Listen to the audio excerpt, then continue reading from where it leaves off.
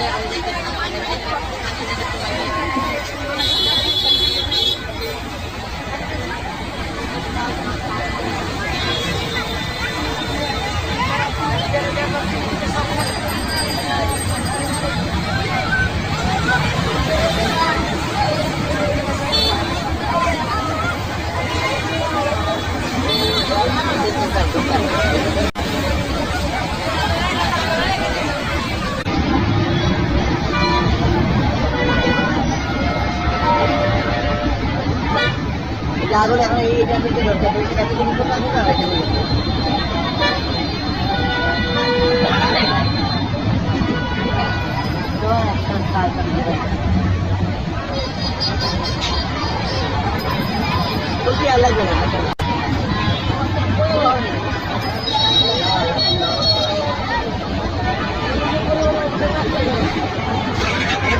আল্লাহ নাই একটা ব্যাংক খাও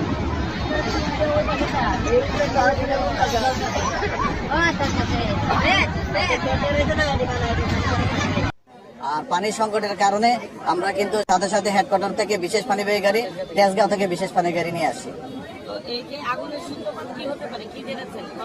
না, আগুনের সূত্রপাত এখনো আমরা বলতে পারি নাই। অনেকে অনেক কথা বলতেছেন, কিন্তু সঠিক সূত্রপাত এখনো আমরা পাই নাই। আর আগুনের কার্যক্রম এখনো চলমান, আমরা কাজ করতেছি। এরপরে আমরা আলাপ আলোচনা এবং তদন্ত কমিটির মাধ্যমে আমরা জানতে পারবো আগুনের কারণটা কি। আমার নাম কাজী রহমান, সহকারী পরিচালক, ফায়ার সার্ভিস ইউনিট ঢাকা। 5:28 সময় আমরা সংবাদ পাই।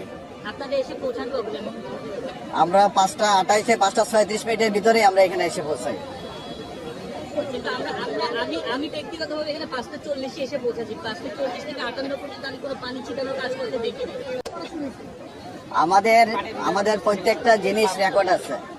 আমরা যখন গাড়ি আউট হয়েছে আমাদের ফায়ার সার্ভিস সিভিল ডিফেন্সের কন্ট্রোল রুমে মেসেজ দেওয়া হয়েছে।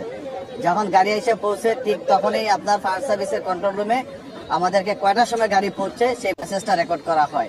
আপনারা ইচ্ছা করলে আমাদের কন্ট্রোলে যোগাযোগ করে বলতে পারবেন যে কয়টার সময় গাড়ি পৌঁছে, কয়টা ইউনিট আসছে, কি আছে, প্রত্যেকটা জিনিসই আমাদের রেকর্ড কৃত। হ্যাঁ, পানি আমাদের গাড়ি যখন প্রথম আসে জিনিসটা আমার দরকার একটা পানিবাহী গাড়ি এবং টানা গাড়ি আসে, যেটাকে পাম্প লাগাই দিয়ে আমরা কাজটা করে থাকি। আর আমাদের পানিবাহী গাড়ি থাকে এবং পানি শর্টের কারণেই কিন্তু আমরা বাড়ি দ্বারা হেডকোয়ার্টার থেকে বিশেষ পানিবাহী গাড়ি এবং তেজগাঁও থেকে বিশেষ পানির গাড়ি আমরা আনাইছি। ধন্যবাদ সবাইকে। তো আপনারা ইতিমধ্যেই নিশ্চয় ঘটনাটি জেনে গিয়েছেন।